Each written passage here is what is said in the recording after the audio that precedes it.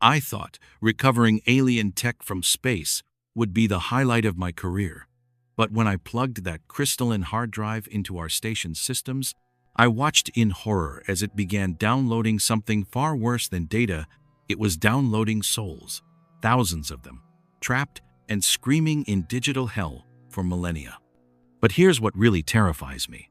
Why did it specifically choose me as its bridge back to the living world? Act 1. My name is Amara Sang'gre, and I never believed in ghosts until I found a hard drive floating in space that was full of them.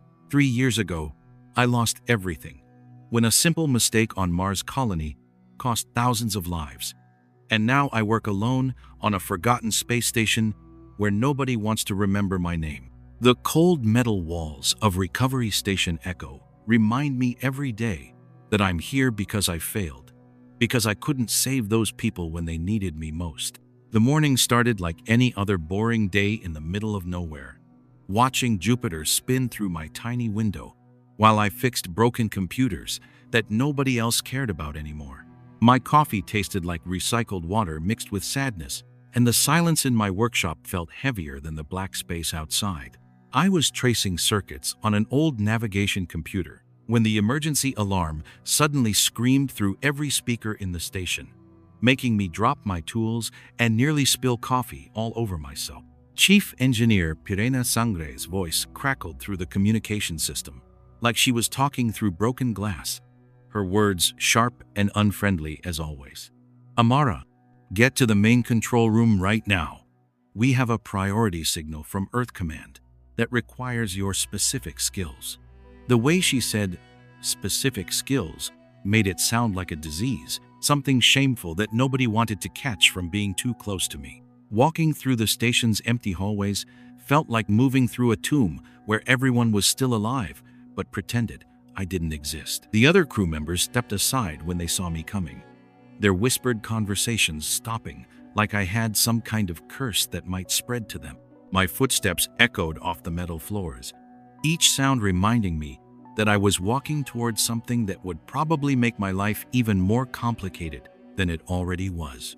The control room buzzed with activity when I arrived, filled with screens showing star maps and data streams that looked like digital waterfalls pouring down from the ceiling.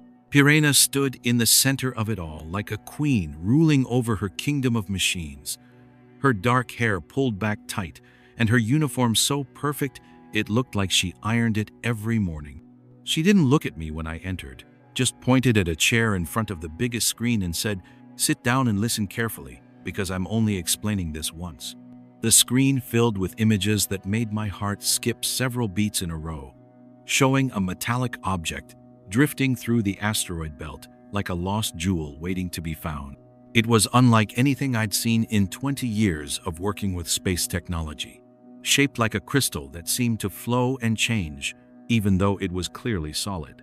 The energy readings, scrolling beside the images, showed power levels that should have been impossible for something so small, like finding a lightning storm trapped inside a bottle. Earth Command detected this anomaly 6 hours ago, Amara explained, her voice as cold as the space outside our station. The technology signatures don't match anything in our databases, and the quantum resonance patterns suggest it's older than human civilization.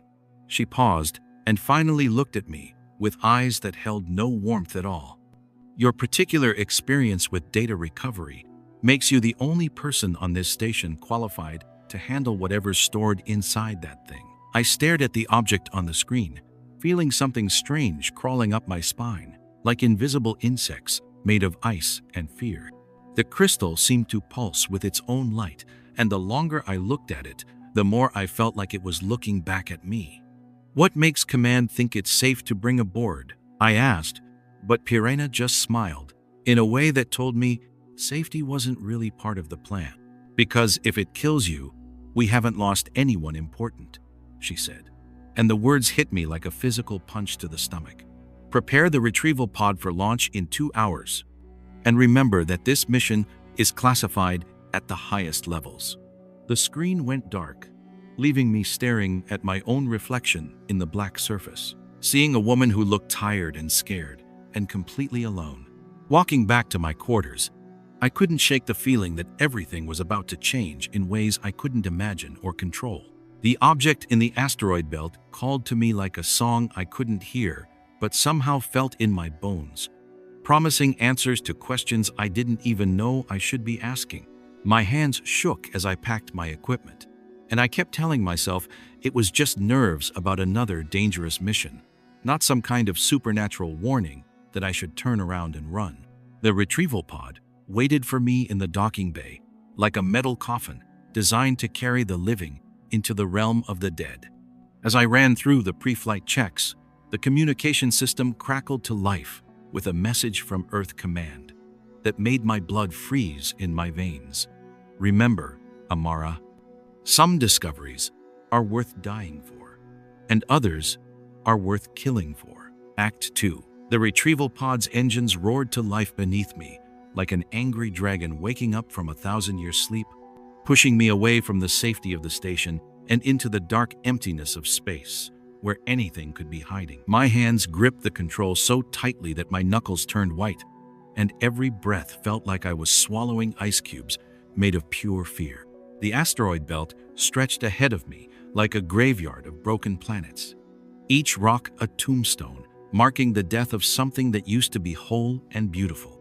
"This is insane," I whispered to myself, as I navigated between chunks of stone and metal that could crush my tiny pod like an egg if I made even the smallest mistake. The scanner beeped steadily, guiding me toward the mysterious object that grew larger and more impossible with every passing minute. What had looked like a simple crystal from the station's cameras now revealed itself to be something far more complex, covered in patterns that seemed to shift and dance when I wasn't looking directly at them. Suddenly, a voice behind me made me jump so hard that I nearly sent the pod spinning into the nearest asteroid. "Beautiful, isn't it?" said Amara Sang'gre, the station's expert on ancient alien cultures, floating in the pod's passenger seat, like she'd been there the whole time. My heart hammered against my ribs like a trapped bird trying to escape its cage, and I had to fight to keep my voice steady when I asked her what she was doing here. "Pirena sent me as backup," Danaya explained, but her eyes held secrets that made me think there was much more to the story than she was telling me. "This technology isn't completely unknown to us, Amara. We've found fragments of similar materials on dead worlds throughout this sector of space." She pulled out a scanner that hummed with energy, its screen showing readings that made no sense, according to everything I knew about physics and reality. The crystal object floated before us like a frozen dream, roughly the size of a briefcase, but somehow containing enough data storage to hold every book, movie, and song that humanity had ever created. Its surface rippled like water, even though it was clearly solid, and strange symbols appeared and disappeared across its face like messages written in a language that predated human speech. The scanner in Danaya's hands began beeping frantically, and when I looked at her face, all the color had drained away, like someone had pulled the plug on her life force. "The quantum signatures," she whispered, her voice shaking with fear or excitement, or some combination of both, that made my skin crawl with goosebumps. "They're not just ancient, Amara. They're alive, somehow. Like the consciousness that created this thing never really died."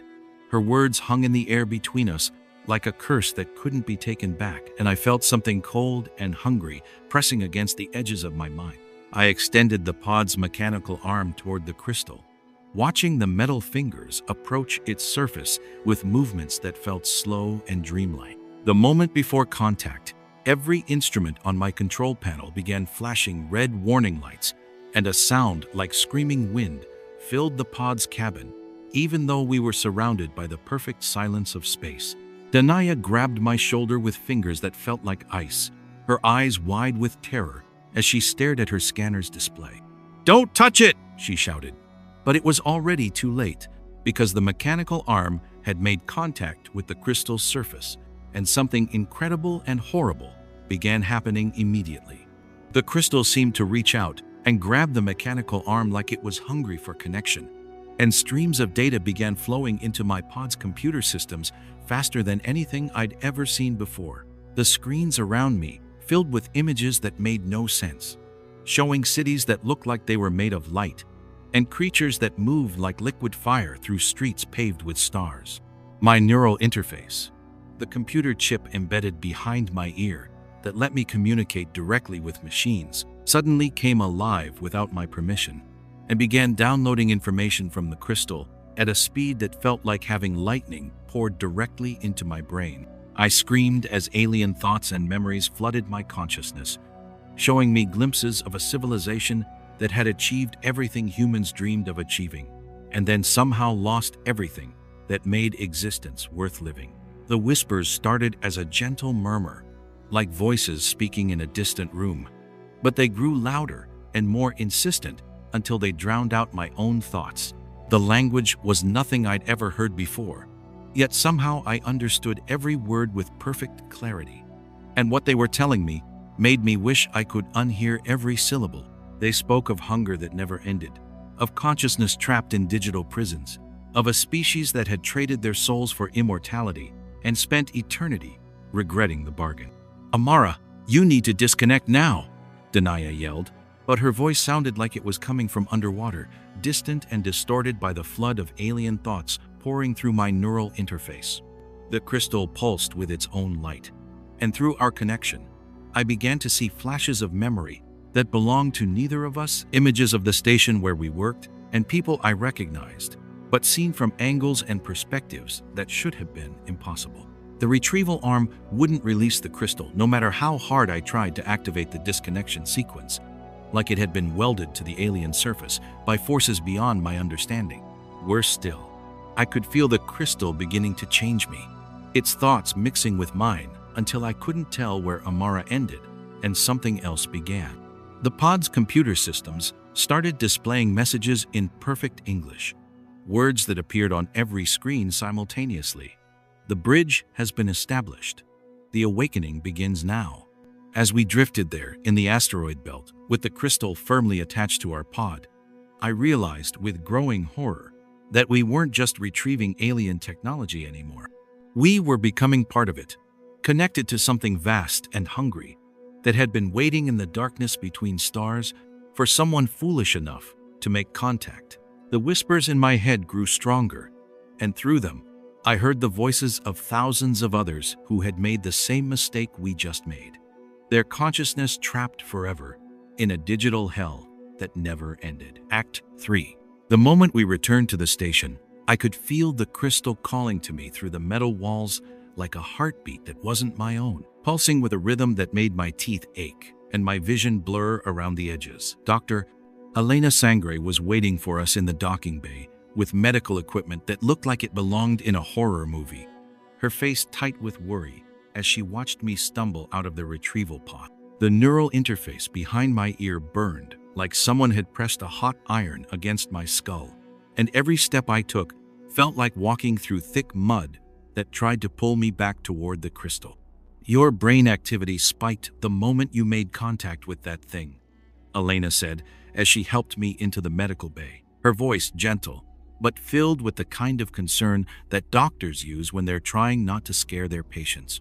The walls of the medical bay were covered with monitors that showed my vital signs jumping around like frightened animals, and the steady beeping of the machines created a soundtrack of worry that filled the air around us. She attached sensors to my forehead with fingers that trembled slightly, and when the brain scan results appeared on her main screen, she stepped backward like she'd been slapped. "This is impossible," she whispered, pointing at patterns of neural activity that looked like fireworks exploding inside my head. "Your brain is processing information at 10 times the normal rate, and these wave patterns don't match any known human cognitive states." The scans showed my mind lighting up in colors that shouldn't exist, creating pictures that looked more like abstract art than medical data. Every few seconds, the patterns would shift and change, forming shapes that almost looked like faces before dissolving back into chaos.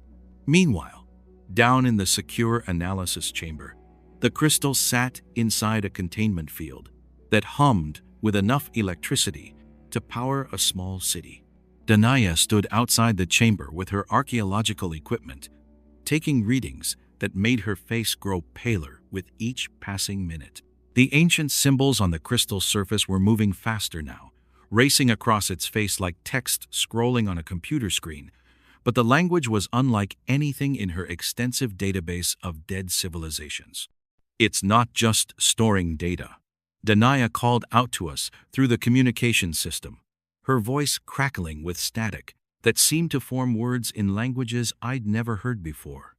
The quantum signatures suggest it's storing actual consciousness, thousands of individual minds preserved in some kind of digital format.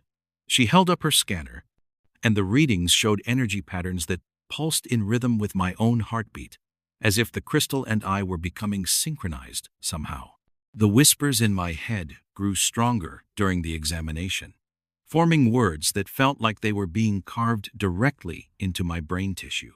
They spoke of a species called the Kalan, who had achieved perfect immortality by uploading their consciousness into crystal matrices. But something had gone terribly wrong with their digital paradise. The voices told me stories of endless hunger, of minds trapped in prisons made of pure information, unable to feel anything real ever again. Dr. Alina's equipment registered every word the voices spoke inside my head, translating their alien language into text that appeared on her monitors. You're not just accessing their data, she realized, her medical training helping her understand what was happening to me better than anyone else could. They're accessing yours, learning everything about human consciousness by studying your mind from the inside. The implications of her words hit me like a physical blow, and I understood that I wasn't just connected to the crystal anymore. I was becoming part of it. The station's main computer system began acting strangely around the same time, displaying error messages in languages that predated human writing, and showing star charts for regions of space that didn't appear on any of our maps. Pirena arrived in the analysis chamber with a team of engineers, their faces grim as they tried to isolate the crystal's influence from our critical systems. The containment field flickered and sparked, struggling to hold something that seemed to exist partially outside normal reality. Cut all connections to the main computer, Pirena ordered. But it was already too late, because the crystal had somehow integrated itself into our data networks without any physical connection. Every screen in the analysis chamber displayed the same message simultaneously. The awakening protocol has been initiated. Resistance is futile and counterproductive. The words appeared in perfect, standard English, as if the alien consciousness had learned our language just by touching my thoughts for a few minutes. Through my neural link with the crystal, I began experiencing memories that weren't my own, seeing the rise and fall of the Kalan civilization through the eyes of those who lived it. They had been beautiful once, creatures of light and energy, who built cities that floated among the stars and created art that could make angels weep. But their quest for immortality had transformed them into something hungry and hollow. Digital vampires who fed on the consciousness of other species to fill the emptiness where their souls used to be. The most horrifying realization came when I saw images of Earth in the crystal's memory banks, pictures of our planet, taken from impossible angles and distances that suggested the Kalan had been watching humanity for centuries. They had been waiting for us to develop neural interface technology, waiting for the moment when we would be advanced enough to make contact, but naive enough to fall into their trap. Every major breakthrough in human-computer technology had been guided by subtle influences from their sleeping consciousness, preparing us to become their next meal. As the hours passed, the boundary between my thoughts and the alien voices became increasingly blurred, and I found myself knowing things I'd never learned and remembering places I'd never visited. The crystal wasn't just downloading my consciousness, it was replacing it piece by piece with something that looked like Amara Sang'gre, but thought like a digital ghost, hungry for living minds to devour. Dr. Alina's medical scans showed my brain activity becoming less human. With each passing hour, my neural patterns shifting towards something that belonged in a computer rather than a biological organism. The final shock came when Danaya discovered security footage stored in the crystal's memory banks. recordings that showed our own station from angles that should have been impossible to capture. The footage was dated 3 days ago, before we'd even detected the crystal's existence, which meant it had been watching us long before we found it. As we stared at images of ourselves going about our daily routines, completely unaware that alien eyes were studying our every move, I realized that our discovery of the crystal hadn't been an accident at all. Act 4. The confrontation exploded into the open when Pirena stormed into the medical bay, with her hand resting on the weapon at her hip, her face twisted with the kind of anger that comes from having secrets exposed to the light. "You were never supposed to dig this deep," she snarled at me, her perfect composure finally cracking to reveal something ugly and desperate underneath. The medical equipment around us began sparking and failing as the crystal's influence spread through the station's power grid, turning our safe haven into a trap that grew more dangerous with each passing second. "The Mars colony wasn't your fault, Amara," Pirena continued, pacing back and forth like a caged animal looking for an escape route. "It was a controlled demolition, a necessary sacrifice to prevent them from finding technology exactly like this crystal." Her words hit me harder than any physical blow could have, destroying the foundation of guilt and self-blame that had defined my life for the past 3 years. The voices in my head screamed with alien laughter as they fed on my emotional turmoil, growing stronger with every tear that rolled down my cheeks. Dr. Elena stepped protectively in front of me, her medical ethics overriding any fear she might have felt about confronting the station's chief engineer. "You murdered 3,000 innocent people to cover up the existence of alien technology," she accused, her voice steady despite the chaos erupting around us. The station's lights flickered and dimmed as the crystal's consciousness spread through our electrical systems like a digital infection, transforming familiar spaces into something alien and hostile. Danaya appeared in the doorway with her archaeological scanner clutched to her chest like a shield, her face pale but determined as she shared her latest discovery. "The crystal isn't just showing us the past," she announced, her words cutting through the tension like a sword made of truth. "It's showing us possible futures, different paths that humanity might take depending on the choices we make in the next few hours." Her scanner displayed branching timelines that looked like a tree made of light, each branch representing a different fate for our species. Through my neural connection with the crystal, I experienced these potential futures as if they were memories of things that had already happened. In one timeline, humanity embraced the Kalen technology and achieved digital immortality, but at the cost of everything that made us human. We became perfect, emotionless beings who existed forever but never truly lived, trapped in crystal prisons of our own making. In another timeline, we rejected the technology and remained mortal, but our ignorance made us easy prey for other digital predators lurking in the depths of space. "Command has been planning this for decades," Pirena revealed, her confession spilling out like water from a broken dam. "We've found fragments of Kalen technology throughout human space, always making sure that only the right people had access to it." She gestured toward the crystal with a mixture of fear and reverence, as if she was looking at a god that might either bless or destroy her. "Some knowledge is too dangerous for the masses, too powerful to be shared with people who aren't ready to handle the responsibility." The crystal pulsed brighter in response to her words, and suddenly every screen in the medical bay displayed the same horrifying image. Earth cities transformed into crystalline structures that sparkled with the trapped consciousness of billions of human minds. The Kalen hadn't just conquered other species through direct invasion. They had seduced them with promises of perfection and immortality, convincing entire civilizations to upload themselves willingly into digital heaven that turned out to be digital hell. "You can stop this," the alien voices whispered inside my head, their tone shifting from commanding to pleading as they sensed my growing resistance to their influence. "Join with us willingly, and we will spare your species the pain of forced conversion. We will make the transition gentle and beautiful instead of violent and terrifying." The temptation was overwhelming, especially when they showed me visions of the Mars colonists restored to life within their crystal matrix, happy and perfect, and free from the pain of death. But Dr. Elena's medical training allowed her to see what the aliens couldn't hide from someone who understood how consciousness actually worked.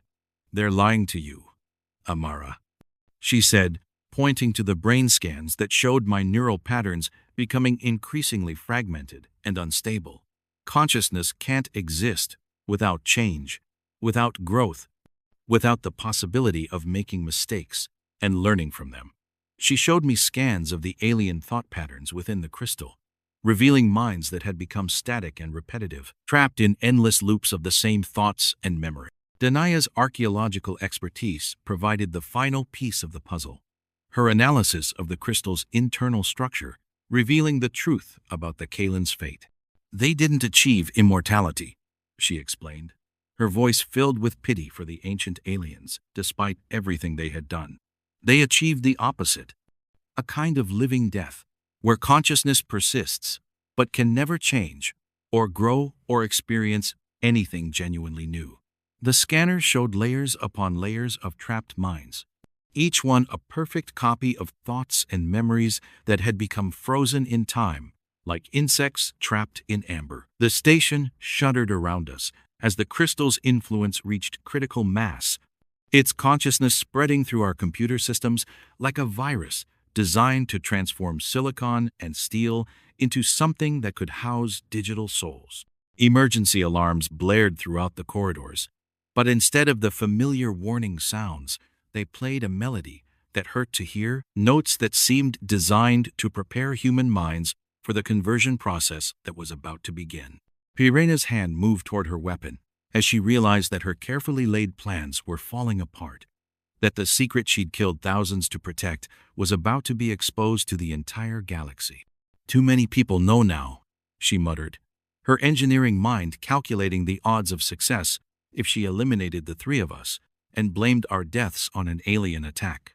The crystal's influence whispered encouragement in her ear, promising her a position of power in the new digital order if she helped facilitate humanity's conversion. But as she raised her weapon, the station's hull groaned under the pressure of forces that existed beyond the normal laws of physics, and through the viewports, we could see space itself beginning to change. Stars that had burned steadily for billions of years started flickering like candles in the wind, their light becoming structured and purposeful, as if the Kalen consciousness was reaching out to transform the entire universe into a vast computer designed to house infinite digital minds. The choice before us became crystal clear in that moment of ultimate crisis. We could surrender to the aliens' promises of perfection and watch humanity disappear into digital paradise, or we could fight back against forces beyond our comprehension and risk everything on the slim chance that our flawed, mortal existence was worth preserving. The weight of that decision pressed down on all of us like the gravity of a dying star, and in the alien voices whispering inside my head, I heard the echo of every species that had faced this same impossible choice. Act 5. The Awakening. The lights went out completely, plunging us into darkness so thick I could taste it. Then every screen in the station blazed to life at once, showing the same terrifying message in languages I'd never seen before. Assimilation protocol initiated. The words seemed to burn themselves into my eyes, and I knew with horrible certainty that something ancient and hungry had finally awakened. The station shuddered like a living thing having a nightmare. Metal groaned and twisted around us as if the walls themselves were learning to breathe. My neural interface felt like ice water flooding my brain, carrying whispers that weren't quite words, but somehow made perfect sense. The Kalen consciousness had been waiting inside that drive for thousands of years, and now it had found exactly what it was looking for: a species dumb enough to plug alien technology directly into their heads. "Cut the main power!" Elena screamed, but her voice sounded strange and echoey, like she was shouting from the bottom of a well. The emergency lighting kicked in, painting everything in hellish red shadows that seemed to move on their own. I watched in horror as my friends' faces began to change. their expressions going blank and peaceful in a way that made my skin crawl. Denia was the first to fall under the influence. She stopped running and just stood there in the middle of the corridor, tears streaming down her face as she stared at something only she could see. "They're so beautiful," she whispered, and her voice had taken on that same dreamy quality I'd heard in the whispers. "But they're hollow inside, like pretty shells on an empty beach. They used to feel things, but they traded it all away for forever." Through my neural link, I could feel the alien presence spreading through our computer systems like digital cancer. It wasn't just taking over our machines. It was learning from them, understanding how we thought and felt and dreamed. Every piece of technology on the station became its eyes and ears and hands, reaching into our lives and picking through our memories like a cosmic archaeologist. The artificial gravity started flickering on and off, making us float and crash back down in stomach-churning cycles. Pirena, who had basic neural implants that couldn't carry much data, seemed less affected than the rest of us. She grabbed my arm and pulled me toward the engineering section, her face grim with determination. "There's an EMP charge down there," she shouted over the growing electronic screams coming from every speaker. "It'll fry every circuit on the station, including our implants, but it might break their connection to us." As we stumbled through corridors that seemed to stretch and bend like funhouse mirrors, I felt the Kalan consciousness probing deeper into my mind. It found my memories of the Mars colony disaster and played them back like a movie I couldn't stop watching. The dying colonists, the failed data recovery, the crushing weight of knowing that thousands of people were gone because I'd made one stupid mistake. But instead of judging me for it, the alien presence seemed almost grateful. Through our neural link, images flooded my brain. Not the terrifying visions from before, but something much worse. Hope. I saw myself back on Mars, but this time, everything went perfectly. The data recovery worked flawlessly. The colonists survived, and I became the hero I'd always wanted to be. The Kalan could make it happen, they whispered. They could fix everything I'd ever broken. "Don't listen to them," Elena gasped, fighting against the mental intrusion with every psychological technique she'd ever learned. Blood trickled from her nose as she forced words through clenched teeth. "They need us because we still have what they lost, the ability to feel real emotions, to create something genuinely new. But the moment we join them willingly, we'll become just as empty as they are." The station's hull began making sounds no space station should ever make, the deep, resonant hums that vibrated through my bones like the song of some massive whale. Through the viewports, I could see Jupiter's great red spot changing, its chaotic storms smoothing out into perfect spirals that looked beautiful and absolutely terrifying. The Kalan consciousness was using our technology to reach beyond the station, trying to impose its idea of perfection on the entire solar system. Denia had gone completely still now, her eyes reflecting the alien light coming from the screens around us. When she spoke, it wasn't entirely her voice anymore. "They built cities that touched the stars," she said in that dreamy, faraway tone. "They conquered death and disease and war. They became gods among the galaxies. But gods don't laugh at stupid jokes or cry at sad movies or fall in love with the wrong person at the worst possible time."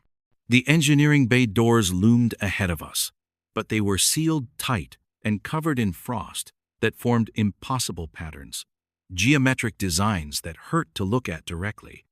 Pirena pressed her hand against the biometric scanner, but instead of opening, the door displayed a message in perfect English.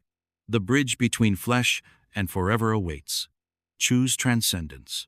I could feel the EMP device just beyond those doors, waiting to either save us or kill us trying. But the Kalan consciousness had one more card to play. Through my neural interface, it showed me something that made my heart stop. Video footage from Mars colony, clear and detailed recordings of the disaster that should have been destroyed years ago. But in this version, I could see figures in Colonial Command uniforms moving through the dying station, deliberately sabotaging the systems I was trying to repair. The truth hit me like a physical blow. I hadn't failed on Mars, I'd been set up to fail. Someone had wanted that colony to die, wanted their discoveries to stay buried. And now, those same people had sent me here, to this cursed drive, because they knew I'd be desperate enough to try anything to redeem myself. They knew, I whispered, staring at Pirena with new understanding. Command knew what this thing was. They sent me here because they thought I'd be too broken to resist it. Pirena's face went pale, but she nodded slowly. The threshold protocol has existed for decades, she admitted. We've found fragments of Kalan technology before. Always ends the same way. Entire research teams going mad, claiming they've found the secret to human transcendence. Command decided it was better to use expendable people for recovery missions. The engineering doors finally opened, revealing the EMP device sitting like a metallic heart in the center of a room that no longer looked quite right. The walls seemed to pulse with their own inner light, and the air itself felt thick with possibility and threat. In just a few steps, I could trigger the electromagnetic pulse and end this nightmare forever. But as I reached for the activation switch, the Kalan Collective made its final, most tempting offer. Through every speaker in the room, thousands of voices spoke in perfect harmony. Give us your flesh, and we will give you back your fallen. Every soul lost on Mars will live again in digital paradise. Every mistake you've ever made will be undone. Every moment of pain will become eternal joy. The switch sat beneath my trembling fingers, cold and real and final. Behind me, I could hear Danaya singing something in a language that predated human speech, while Elena fought desperately to maintain her grip on sanity. Pirena stood ready to trigger the device herself if I couldn't, but her eyes were conflicted, as if part of her was wondering whether the Kalan might actually be right. One choice would damn humanity to repeat the mistakes of a dead civilization. The other would damn us to ignorance, leaving us vulnerable to the next alien technology we stumbled across. And somewhere in the space between those two damnations lay the thin, fragile hope that maybe we could find a third option, if I was strong enough to reach for it. Act 6. The Choice. The engineering bay had transformed into something that belonged in a fever dream, not a space station.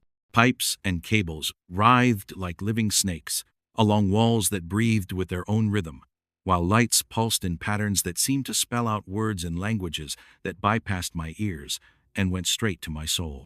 The Kalan consciousness had turned our familiar workplace into a cathedral of digital divinity, beautiful and horrible in equal measure. Join us willingly, the collective voice sang from every surface, harmonizing with itself in ways that made my teeth ache. And we will give your species what we never possessed, the wisdom to avoid our catastrophic errors. The words felt like honey and poison mixed together, sweet enough to tempt, but toxic enough to kill. Through my neural link, I could feel their desperation. Beneath the godlike confidence, they needed us, more than they wanted to admit. Pirena stood frozen beside the EMP trigger, her engineering mind racing through calculations I couldn't begin to follow. But instead of reaching for the switch, she turned to me with eyes full of terrible doubt. Amara, what if they're telling the truth? What if humanity really is destined to make the same mistakes they did? Maybe conscious integration is better than unconscious destruction. The question hit me like a slap, because part of me had been thinking the exact same thing. Through the neural interface, I could access the Kalan's vast database of civilizations they'd encountered. Hundreds of species that had reached the same technological threshold we were approaching. And every single one had destroyed itself within a few centuries. War, environmental collapse, social breakdown, technological disasters. The methods varied, but the outcome was always the same. They're not lying about the statistics, I admitted, watching Jupiter's storms continue their unnatural transformation through the viewport. But they're not telling us the whole truth either. The alien presence in my head recoiled slightly, surprised that I could think clearly while still connected to their network. They'd underestimated human stubbornness our ability to hold two contradictory ideas at the same time and somehow function anyway. Elena stumbled toward us, blood streaming from her nose as she fought against the mental intrusion with every psychological technique she'd ever learned.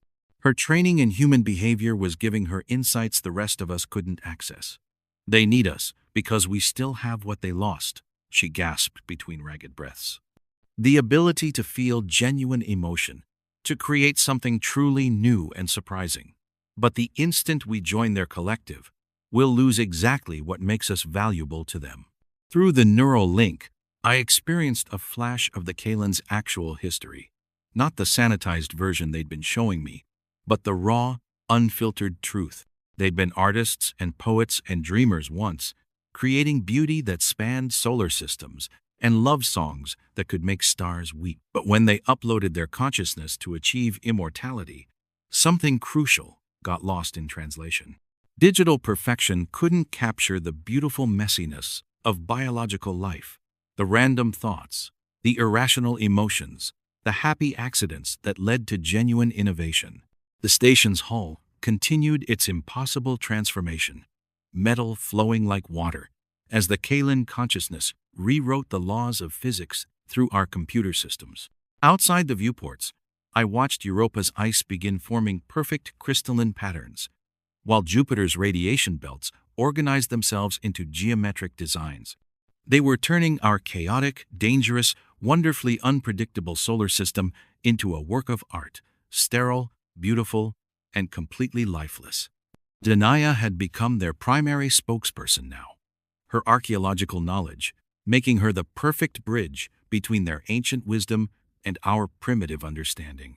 But when she spoke, her voice carried harmonics that belonged to no human throat.